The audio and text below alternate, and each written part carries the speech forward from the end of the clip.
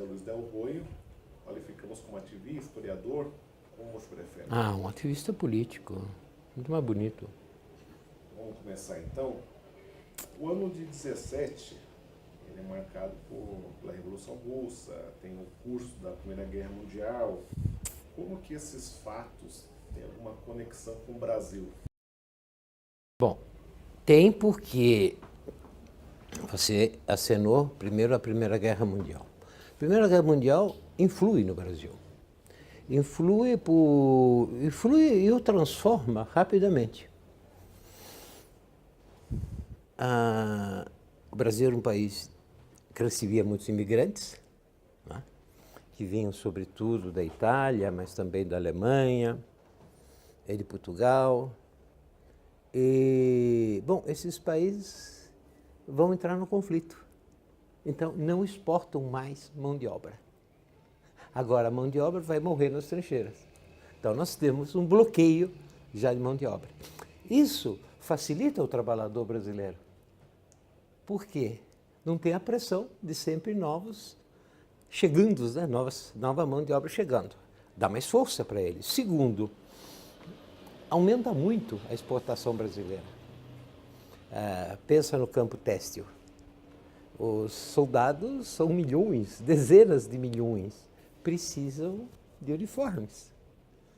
E os operários na Europa diminuem, porque eles têm que morrer, sair das fábricas para morrer. Então, todo o setor têxtil aumenta muito a produção, mas não é só o setor têxtil. Aumenta a produção em todo o setor, por exemplo, alimentar. Tudo que é possível de alimentos para ser enviados para lá é enviado. Então, moinhos têm que ser criados. Por sinal, vai ter uma grande carestia aqui. Falta de pão, porque toda a farinha nós exportamos. Então, tem uma exportação que aumenta muito.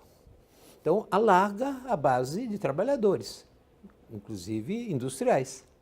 Diminui a chegada de gente de fora e aumenta a exportação, todo mundo a trabalhar. Então, vamos dizer, nós chegamos a uma mão de obra, a uma desocupação muito baixa. Isso reforça necessariamente a classe operária. Esse é um dos aspectos. O outro aspecto da guerra é uma certa radicalização.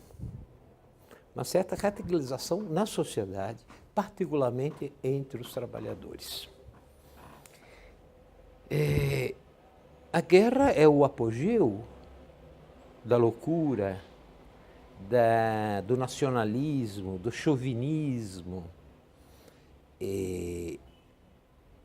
Aqui no Brasil, a nossa classe operária, estou falando mais das cidades, elas são imigrantes, chegam de diversos países, né?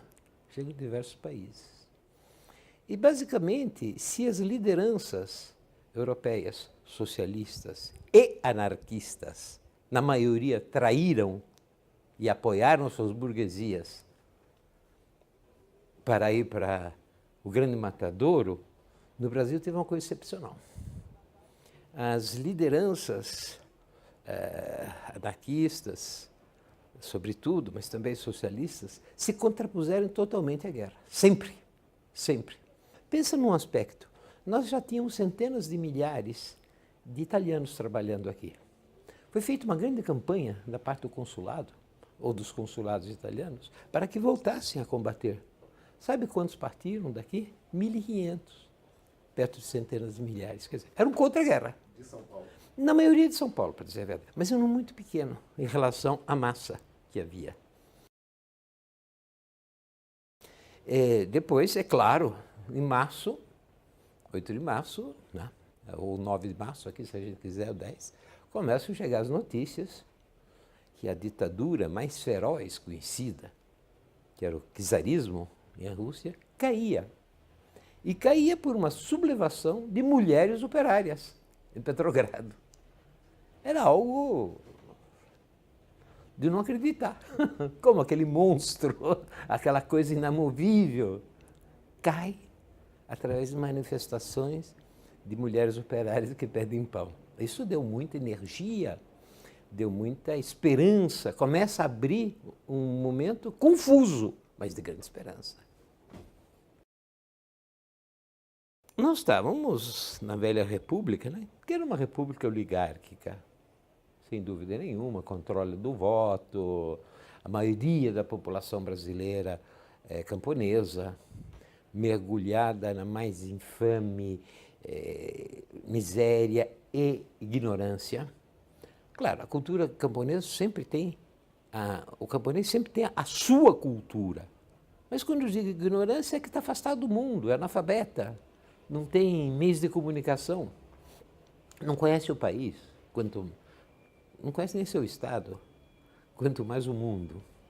Quer dizer, então a dominação oligárquica é uma dominação praticamente total. E a classe dominante industrial que está nascendo, porque está nascendo, já desde... Quer dizer, a República tenta modernizar o país, não é? Nós temos as cidades crescendo, porque o capital que estava ligado ao escravismo se liberta, vai ao café, mas do café, esses cafeicultores ficam riquíssimos, riquíssimos, riquíssimos. Seus filhos vão estudar na Europa e não querem viver na fazenda, querem viver numa cidade decente, ou pelo menos uma parte decente, se não toda decente, uma parte decente. Alguns bairros decentes, tanto no Rio de Janeiro, tanto em São Paulo. Então você tem um certo crescimento urbanístico, mudanças urbanísticas, criação de cafés, criação de teatros, obras de arte, etc. Tudo, música, tudo clássica. Tudo isso vai crescendo. Vai crescendo e você então vai tendo um setor de classe, né, da oligarquia que se transforma em burguesia industrial. Mas ela tem duas características. Primeiro, ao contrário da Europa, ela é ligada ao feudalismo do campo, aquela concepção escravocrata, que feudal nada, escravocrata do campo. É o mesmo capital, né, que tem o escravocrata do campo com seu café e a indústria com seus operários. Tanto é que os primeiros italianos que vieram para cá chamavam esses trabalhadores de schiavi bianchi, né? Os escravos brancos. Tem os escravos negros e os escravos brancos. Essa burguesia industrial é feroz. Ela não concede nada. Ela é escravocrata. Ela está aqui para explorar o território, o suor, o sangue, a matéria-prima. Não lhe interessa o país, não lhe interessa a nação. Não, os seus operários, são a maioria, não são nem... E depois tem o setor dessa classe dominante, dessa classe industrial dominante, que é estrangeira mesmo. Ou é estrangeira porque é italiana, vem aqui, né? É o Matarazzo, é o Scarpa, o Crespi, Gamba, uma parte alemã. Ou se não é isso, os capitais são ingleses. Os capitais são ingleses, né? Mais famosa é a Light, a famosa Light, que controla os bondes, controla a luz, a energia, a água, controla tudo. Quer dizer, uma cidade que você tem na mão de uma só empresa, o transporte, a luz e a água, isso dá na mão, né? Era aquilo que a gente chamava o povo canadense. Porque, na verdade, os capitais, sim, são britânicos, mas a companhia era canadense. Então, estamos mal arranjados, né, como política. Tanto é que vai começar, posteriormente, algumas cisões que virão não dos operários, não do proletariado, mas virão da classe média em ascensão, que se exprimirá através de várias formas. Uma delas é o tenentismo. Nós ainda de verdade não, quando o anarquismo começa a pegar força, nós não temos indústrias. Temos indústrias poucas, mas a maioria é tudo artesanato, disfarçado de indústria. Ora, o anarquismo depois é um trabalhador estrangeiro. É interessante. Bom, é um trabalhador estrangeiro. E mesmo quando você pode dizer, mas é um trabalhador nacional, ele é pouco nacional. Ou porque ele chega do campo, de nação ele não entende nada, ou porque ele é negro. O que ele tem a ver com essa nação brasileira? A não ser paulada, a não ser maltratamento e discriminação e racismo. É difícil. Então, a nossa imigração é basicamente de países latinos. onde era muito forte o anarquismo. E o anarquismo ainda não tinha sido, vamos assim dizer, suplantado pelo socialismo, como já tinha sido na França, como já tinha sido na Alemanha, na Bélgica, ou seja, na Inglaterra, nos países de maior industrialização, mais avançados. O socialismo já tinha. Não, nós estamos. Os nossos imigrantes vêm ou de países pobres, e nos países pobres, as zonas mais pobres, mais exploradas. Então, ali o anarquismo ainda é muito forte, ainda é muito forte. E esses anarquistas virão para cá. A culpa também é muito do governo italiano. Em 1891, o governo italiano fez uma lei, boa para eles, ruim para a Argentina e o Brasil, no sentido de classe, onde os anarquistas serão expulsos. Que eles prendem o anarquista, eles não põem na cadeia, eles expulsam. Aí vem tudo para a Argentina, prioritariamente. Depois para os Estados Unidos, eles não gostam muito do Brasil. Mas, uma vez na Argentina, ou às vezes expulsos dos Estados Unidos outra vez, eles acabam vindo para o Brasil. Então vem uma pleiade notável de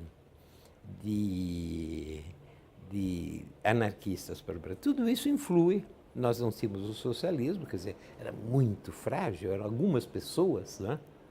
Como quem Martins Fontes, não, Silvério Fontes, eram poucas pessoas, alguns intelectuais que tinham lido coisas, mas eles não conseguiam ter essa base nessas pequenas fábricas quase artesanais. Redução do horário de trabalho. Essa era a primeira, porque se deixasse aqueles homens, eles matavam na fábrica, faziam o pessoal trabalhar. Total, tinha outras mais mão de obra chegando, entende? Então era necessário reduzir o horário de trabalho. Você trabalhava 14 horas, sábado, inclusive. E às vezes tinha necessidade domingo de manhã. Claro, o ser humano não resiste a isso. Então era a redução do horário de trabalho. Essa era grande. A outra era muito simples, redução do horário de trabalho e um salário que dê para não morrer de fome. Não dê para não morrer de fome. Depois podia variar de categoria a categoria, mas o básico sempre foi isso. O básico foi isso. Não eram políticas, eram estritamente econômicas. Direi de sobrevivência, é até difícil chamar econômica, de sobrevivência. Porque você pense, um anarquista,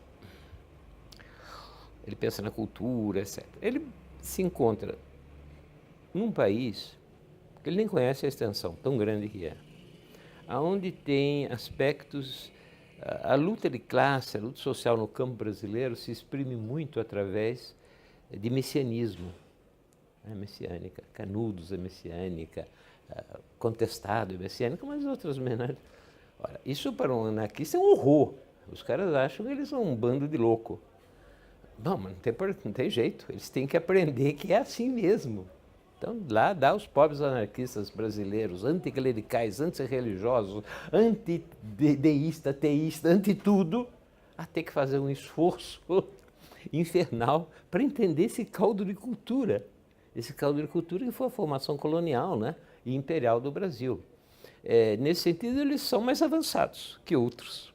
Eles são mais avançados que outros. Claro, seu combate com a Igreja Católica é muito áspero, mas é porque a Igreja Católica é uma estrutura ligada à oligarquia e opressiva a ela mesma. Não é?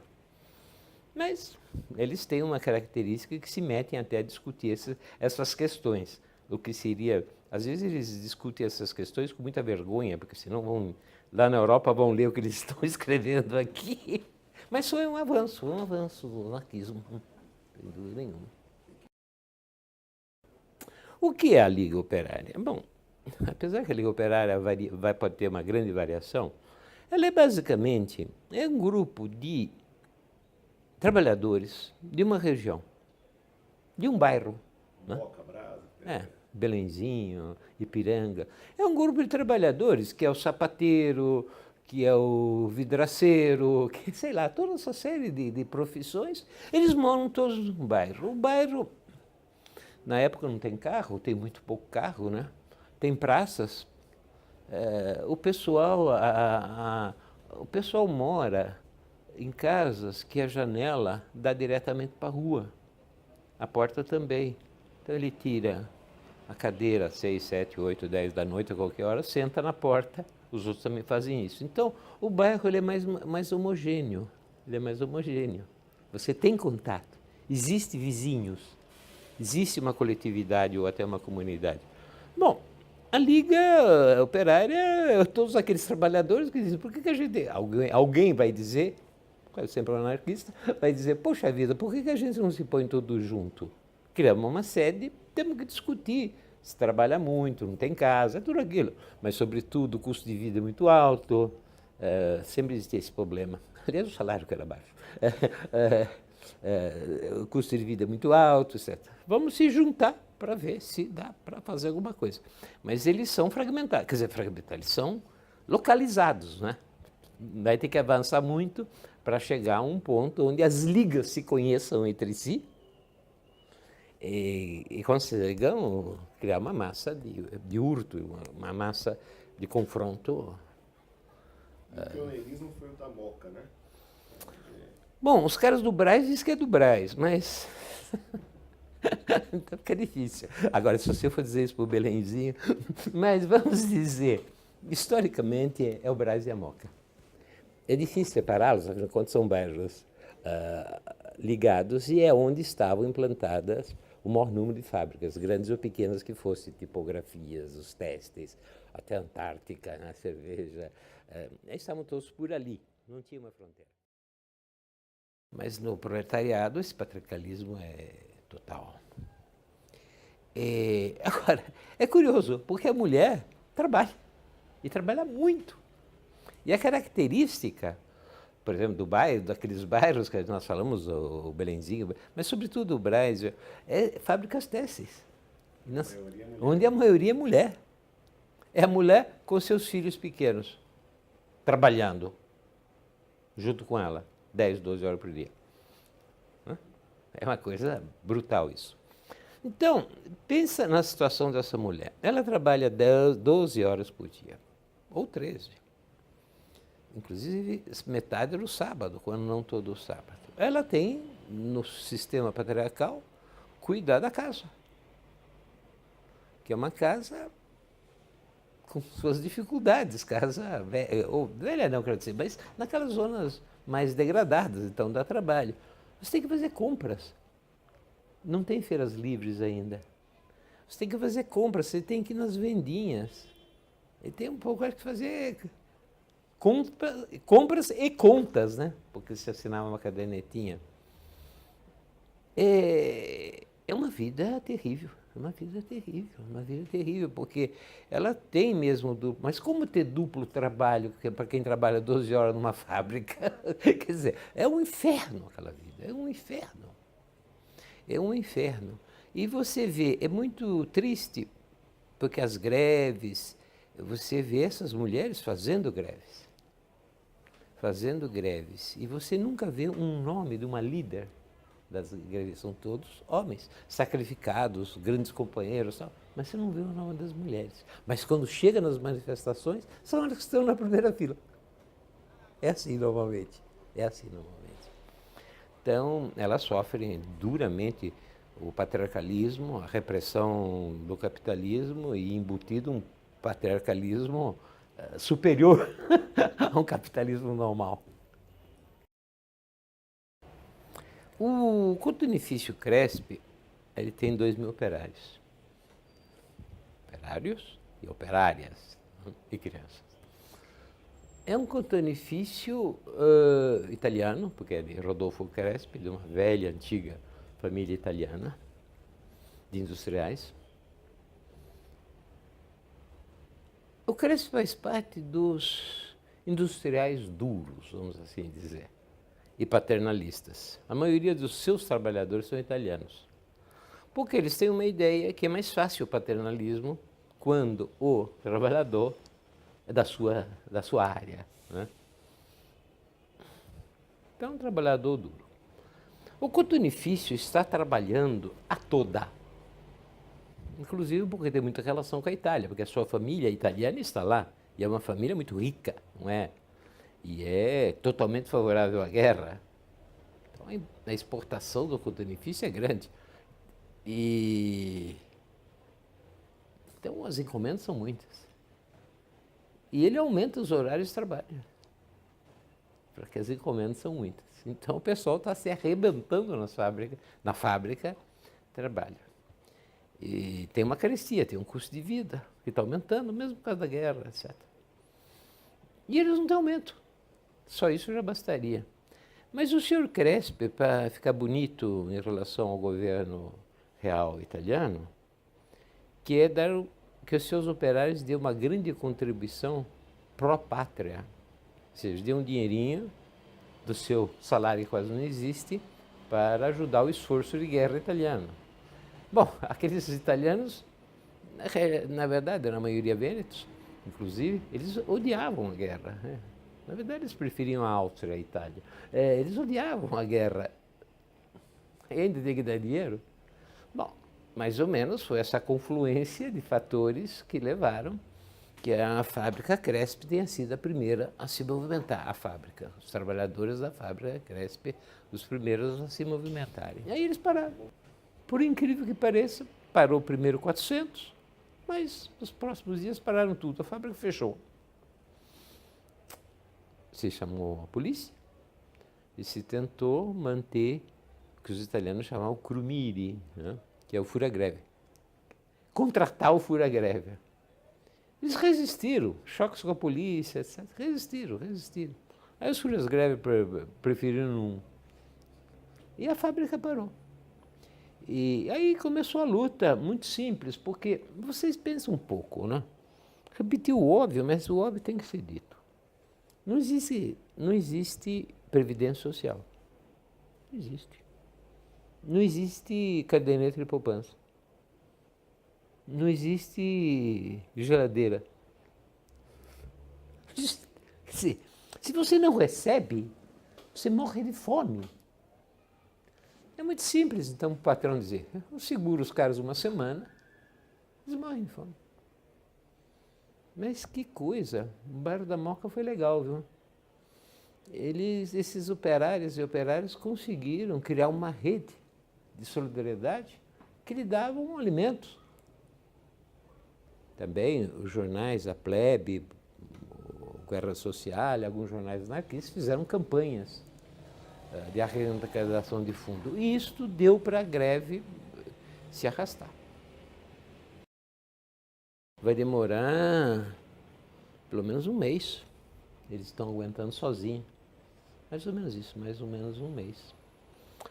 E a primeira resposta vem lá longe, vem lá do Jafé, fábrica de tecido também, lá do Ipiranga. Eles param. Ora, quando param, também são duas, é pouco ainda. Mas tem um problema. O senhor Rodolfo Crespi, ele está desesperado porque ele quer matar os seus operários de fome, mas ele tem um outro problema.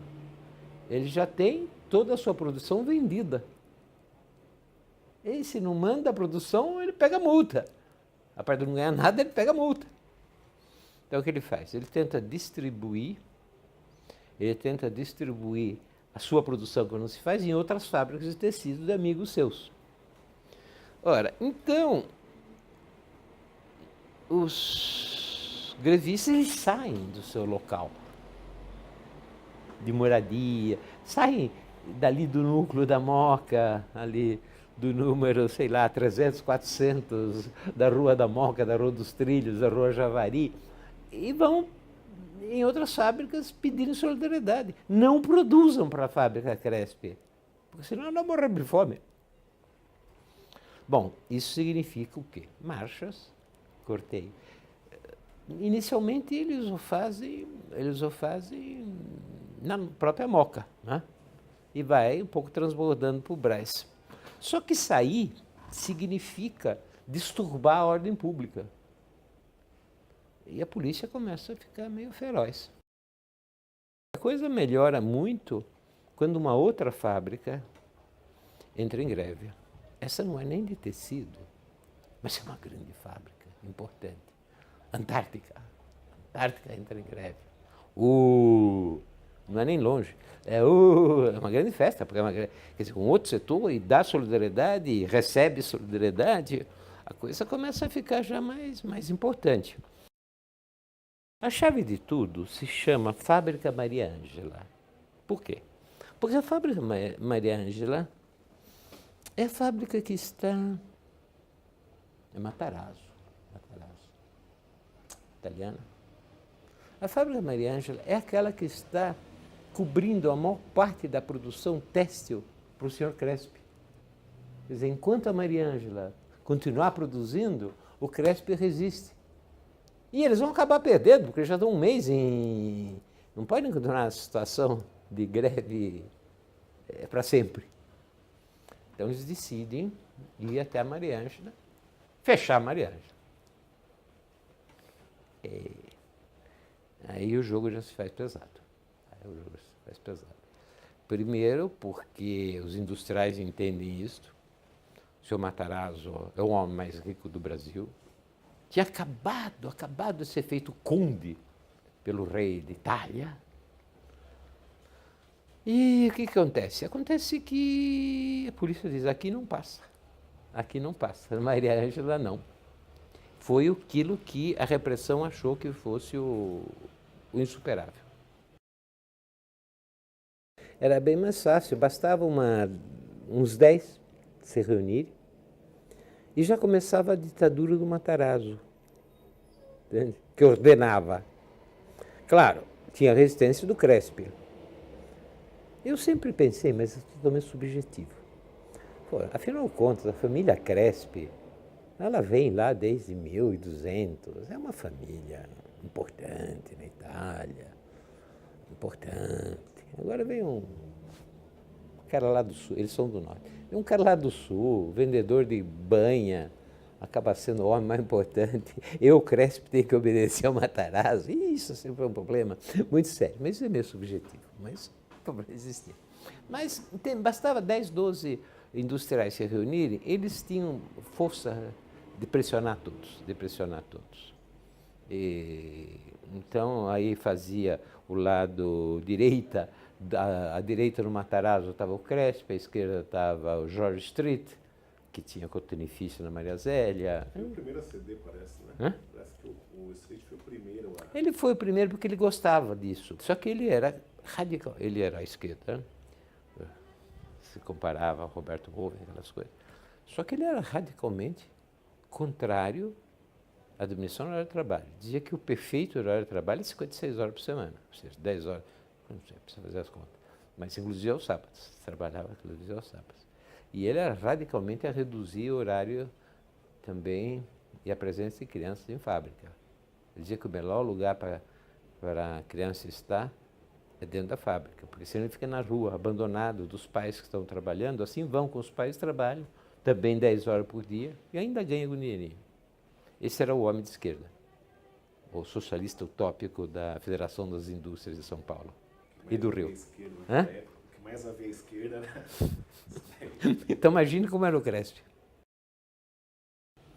E quando eles chegam, não é só como tinha sido até agora, cavalaria e sabre, né, na cabeça, mas passa a ser tiro. A ordem é atirar. E atiro. Caem várias pessoas mortas ou feridas. Mortos ou feridos eu posso discutir depois, porque a questão dos mortos é muito complexa nessa greve. Mas seguramente fica ferido um jovem, né, que é o jovem José Ignez Martinez, espanhol, 21 anos, que morre 2 dias depois. O caso dele foi muito chocante, porque a família dele, de Espanha, tinha chegado dia 3 de janeiro no Brasil. Era muito recente. A Espanha estava numa situação muito complicada, mas mandava imigrantes porque não estava em guerra, era neutra. Mas a situação interna da Espanha era terrível. É uma família que chega, o pai de José, né? O pai de José Martinez fica doente, muito doente. E o irmão dele tem 15 anos. E tem a mãe. Então essa é a família. E só ele consegue um trabalho de sapateiro. Ora, se ele morre, os outros 3 morrem de fome. Isso chocou muito, chocou muito, chocou muito. Mas naquele momento, o comitê, a primeira coisa que faz é convocar o funeral do jovem Martinez. Porque eles sabem que o funeral é uma coisa mais complicada da polícia reprimir. É um funeral. E eles organizam muito bem. O funeral, não me recordo, acho que é dia 12, me parece. Sai lá da Caetano Pinto, do Brás, e vem aqui, a região Pestana, pega ali a São Bento, vai para o Angabaú, sobe a Consolação e vai até o Araçá. Demorou das 9 à 1 da tarde. Lá fala quem? Edgar Nourou, um grande líder anarquista, que é do comitê. Fala Monicelli. Monicelli é um tipo importante. Era um grande sindicalista na Itália. Era socialista, um grande sindicalista. E quando jovem Garibaldino tinha combatido na guerra grega, turca, ao lado dos gregos, junto com... Ai, meu Deus do céu. Junto com um dos filhos da Anita Garibaldi, do Giuseppe Garibaldi. Esqueci o nome. Foi um dos fundadores da Confederação Geral dos Trabalhadores Italianos, ou seja, um homem muito experiente. Falam eles dois e falam Candeias, que é português, tipógrafo. Falam os 3 do cemitério, e depois fala uma mulher. E aqui volta o patriarcalismo. Eu não consigo saber o nome dela. E foi a mais comovente, segundo os jornalistas presentes. Foi muito grande esse funeral. Foi muito grande e comoveu demais. Quando acaba o funeral, eles voltam para a Praça da Sé, uma parte. Outra parte vai para os seus bairros. E mais uma vez no Brás e na Moca, a polícia ataca. Naquele momento, o conflito se faz muito agudo. Envolve toda a população. Fecha tudo. Fecha o comércio, fecha as fábricas, fecha tudo. E fecha o transporte. Acaba o transporte, que era o bonde. Alguns bondes são depredados, outros param porque o condutor desce. Então nós chegamos àquela noite do dia 12, com grandes conflitos na cidade, tudo paralisado. Inclusive escuro, porque tinha umas lampadinhas, já tinha luz elétrica, umas lampadinhas amarelas aí, quebram as lampadinhas, a cidade ficou escura e tudo parado. E a polícia não está aguentando mais. A polícia começa a vacilar.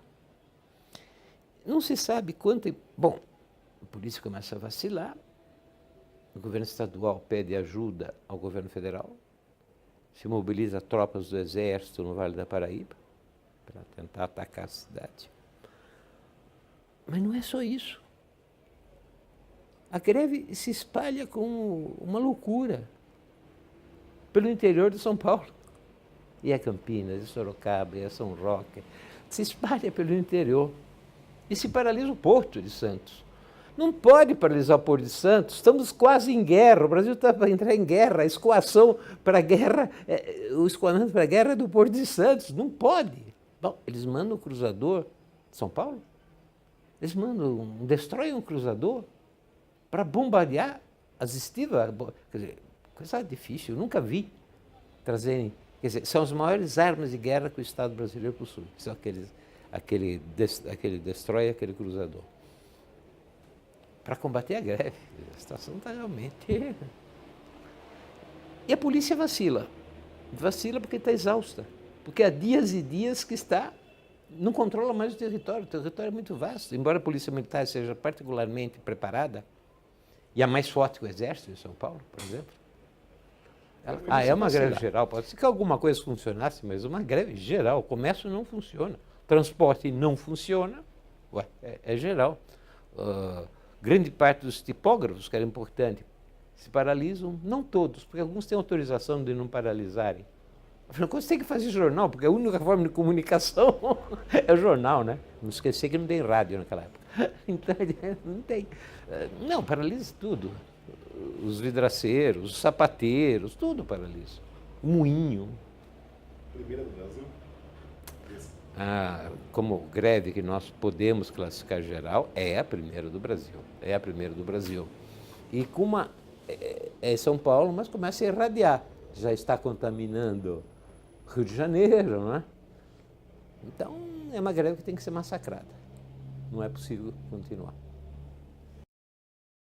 Tem uns apelos, um belíssimo apelo feito das mulheres operárias aos soldados. É muito bonito o apelo. Que algum efeito surtiu. Um documento bonito, que na verdade é uma cópia do documento feito em Petrogrado pelas grevistas de março, que elas fazem para os cosacos, né, não atacarem. E lá surtiu efeito, os cosacos pararam. Aqui provavelmente surtiu um efeito também. Colam nos postes, né? Eles colam nos postes, distribuem, colam nos postes. Realmente eles fazem uma distribuição bastante... funcionou, alguma coisa funcionou. Mas o conflito da Maria Ângela, que leva a greve a Maria Ângela, se espraia, começa outras greves. E os choques começam a ser grandes. Muito tiro. Eles fazem até uma marcha na Praça da Sé, naquele momento, porque eles querem sair da Moca, né? Eles saíram do Brasil para cá. Tem um ataque duro da polícia nessa concentração de operários aqui. A catedral está sendo construída. Quando os cavalos atacam, eles entram no prédio da catedral, que está cheio de tijolo, pedra e madeira. Canteiro de obra. O conflito é muito forte. Possivelmente tenha tido mortos dos dois lados nesse conflito aqui. O Estadão dirá que só de policiais morreram 13, o Estado de São Paulo. É um conflito forte. O conflito está tão forte e as ligas operárias, as uniões começam a ser invadidas pela polícia.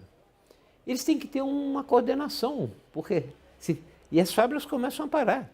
E é 20, é 30, é 40, é 50 fábricas parando, não só lá, em toda a cidade. Ora, precisa de uma coordenação. Como se coordena? O anarquismo não tinha essa coordenação. O sindicalismo revolucionário, como eu prefiro chamar, não tinha essa coordenação. Então, nasce uma coisa genial. O Comitê de Defesa Proletária, né? Que é um grupo de 6 homens, muito experientes. 3 são italianos, um é português, o outro é brasileiro, mas é filho de alemão. Quer dizer, reflete um pouco podem falar em vários idiomas, né? que o proletariado paulista fala vários idiomas, cada um o seu. Tem experiência, são reconhecidos. Então, o Comitê de Defesa Proletária é reconhecido como um ente organizador, pesada para a costa desses 6 pobrezinhos que ficam aí com todo esse abacaxi na mão, mas se comportam muito bem, A coisa é muito simples. Os patrões tinham sido muito duros, agora eles estavam vacilando. Primeiro pelos lucros, estão caindo. Secundariamente, até porque os seus santuários estão em perigo. Esses grevistas começam a invadir o Higienópolis e a Avenida Paulista. Porque eles têm que ir embora da cidade. Eles estão preocupados, porque a guerra dá muito dinheiro. Isso está parando tudo, está paralisando tudo. Então, alguns querem negociar. Outros não, mas se dispõem a começar uma negociação. Sim, os grevistas não aceitam. É o Comitê de Defesa Proletária que não aceita. Aí tem 2 motivos. Primeiro que eles não têm nenhuma confiança, mas não é uma questão de confiança, tem uma questão ideológica. Eles são sindicalistas revolucionários. Eu não falo com o patrão.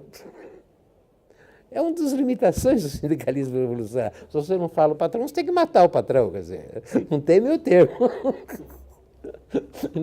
Eu não falo com o patrão, acabou, porra. O governo do Estado também tenta conversar, É o governador. Porque o Altino está para fugir. Eles estavam pensando em levar a capital para uma outra cidade, porque não estavam mais controlando. Mas eles também se recusam. Dizem, como? Vocês mataram. Até agora nós conversamos com o governo sangrento. É um belo problema. Porque, veja, a situação está grave. Se eles se recusam a conversar, mobilizações, o governo federal começa a mobilizar tropa de outros estados. Quer dizer, confluiriam aqui. Não daria para resistir. É aí que surge a figura, bom, já conhecida na época, de Nereu Pestanha,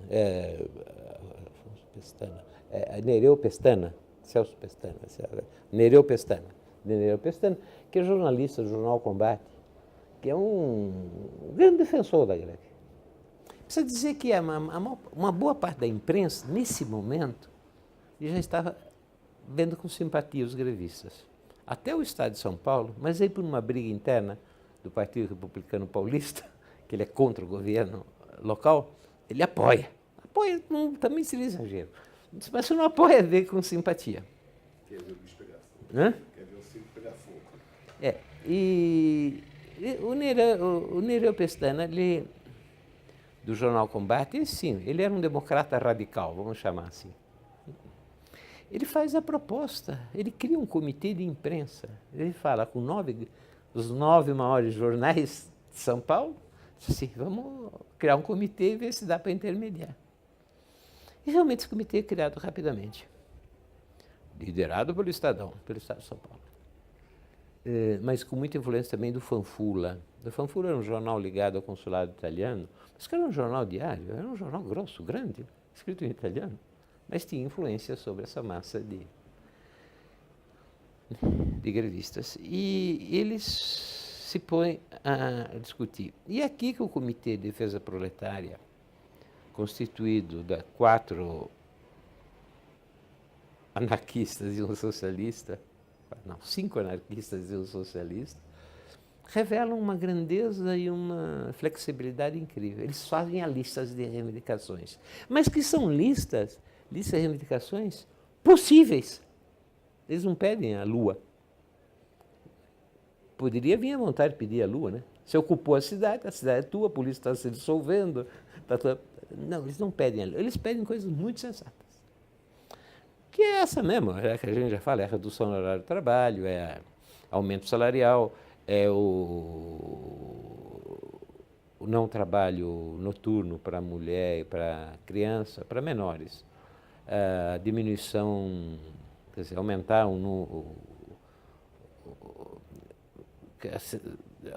que criança não pode trabalhar, menor de 15 pode, mas menos não pode. Eles fazem uma série de reivindicações muito, quer dizer, anistia absoluta para os grevistas, a liberdade dos prisioneiros políticos, que naquele momento eram difíceis, os números naquela greve. Tinham uns 2.000 prisioneiros, provavelmente. Eles pedem isso e depois eles fazem uma reivindicação muito interessante, ampla. Controle de preços de gêneros alimentares, por exemplo, não é? Baratear os aluguéis. Eles fazem essa reivindicação, que não é só do trabalhador que está em greve, é mais ampla, não é? Bom, os patrões aceitam a negociação. E então, mas antes, eles aceitam a negociação e essa negociação se dá rapidamente aqui perto também, onde era a sede do Estadão. Em um dia se chega a um acordo de linha máxima. O Comitê de Defesa Proletária convoca as massas para discutir o acordo no Largo da Concórdia e no bairro da Penha, na bairro da... Meu Deus do céu, acho que não me esqueço. Um é Lapa e o outro é Ipiranga. Em 3 locais. O mais concorrido será do Lago da Concórdia, sem dúvida nenhuma. Os jornais mais conservadores da época dizem 10.000. Outros dizem 20. Os testemunhos oculares dirão mais. também. É sempre muito difícil calcular essas coisas, mas era muita gente. Era uma assembleia imponente. Note bem que São Paulo tem 500 mil habitantes, né? Era muita gente. Que é prova. Então, teoricamente, a greve acabou. E lá se termina cantando a Internacional. Isso é muito importante, porque se canta Internacional em italiano, em espanhol, em alemão, em português. O anarquista sabia cantar Internacional, mas a Internacional em português era muito recente, porque a tradução tinha sido feita somente no ano de 1909, pelo anarquista português Neno Vasco. E é uma música que a letra é muito complicada. Quer dizer, a tradução do Neno Vasco é muito complicada. Então, se cantava em lugares fechadinhos e tal. Que eu saiba, é a primeira grande manifestação de massa que se canta Internacional no Brasil. Isso se repetiu também na Lapa e no Ipiranga. É um aspecto. Interessante que naquele mesmo momento que eles cantavam Internacional, felizes da vida, a polícia matava 4 grevistas em Campinas. Só um adendo. Porque a greve ainda estava comendo solta por aí. Não terminou a greve foi terminando, porque os diversos setores foram negociando. Mas basicamente terminou, vamos dizer, terminou. A greve foi feita pelo sindicalismo revolucionário.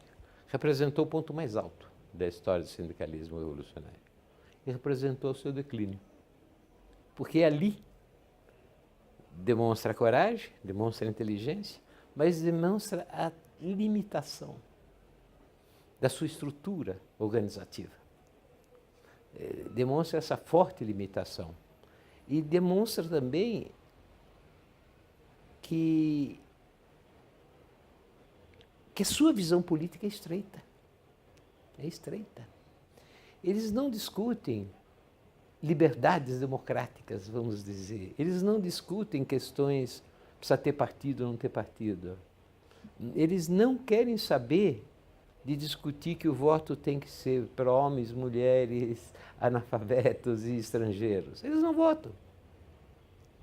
Então chegou um momento que eles notaram que eles estavam faltando no mundo político alguma coisa. Houveram alguns deputados, mas os caras vieram, porque era a opinião dele. Não foi graças ao sindicalismo revolucionário. Isso criou a crise. Se não fosse o Nereu ter encontrado o comitê, como ia acabar aquilo? Indo para casa? Seria uma derrota terrível. Ou esperando as balas das Forças Armadas, da Marinha e do Exército, que inevitavelmente viriam. Eles não tinham força para decretar a insurreição nacional. Não tinham minimamente essa força. Não conheciam o proletariado, o campesinato, não sabiam nada da estrutura do Estado. Então, foi isso. A partir daí, vamos dizer, é a inflexão. Tem que entrar para um outro período. E será 4, 5 anos de dura luta, até que o sindicalismo revolucionário rache definitivamente. Mas é essa greve que vai, não só, essa greve que vai catalisar o grande racha. Se nascerá novos sindicatos, agora com base industrial, né? Com disciplina, com inscritos, com eleições internas, com burocracia, no bem e no mal, mas nascem os novos sindicatos, nasce o sindicato moderno, e nasce o Partido Comunista do Brasil, né, em 22. O Partido Comunista do Brasil, afinal de contas, é criado por quem? Pelos sindicalistas revolucionários. Aí é a influência também decisiva, que serve de catalisador, que é da Revolução Soviética, isso sem dúvida nenhuma. Né? Então, o racha do sindicalismo revolucionário é total, inapelável. E o sindicalismo revolucionário, tanto heróico, começa a declinar rapidamente. E isso está ligado à greve geral. Bom, a primeira coisa que tem que aprender que aquilo que a classe operária, aquilo que os trabalhadores conquistam, eles não podem nunca considerar conquistas definitivas.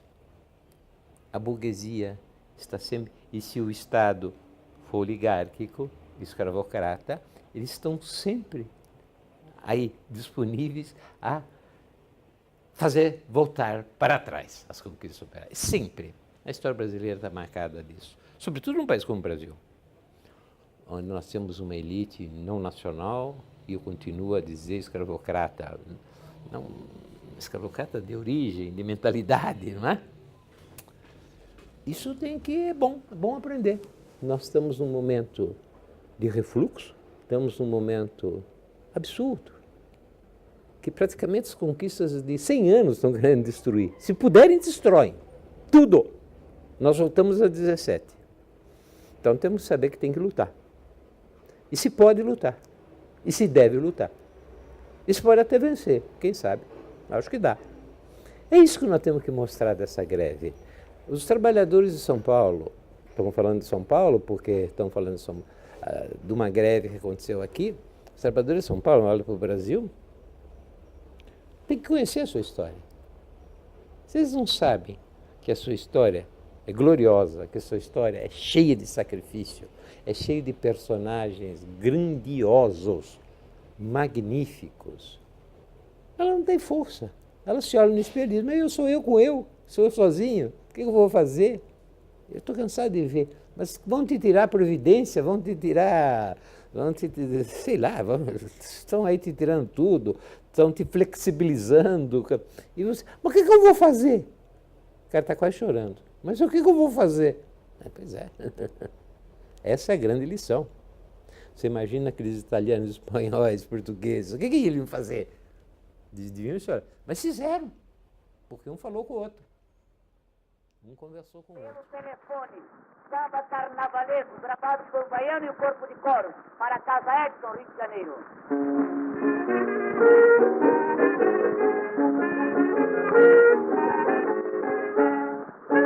O chefe da folia pelo telefone manda me avisar que com alegria não se questione para se brincar. Ai, ai, ai, é deixar mágoas pra trás, ô rapaz. Ai, ai, ai, fica triste se é capaz de esperar.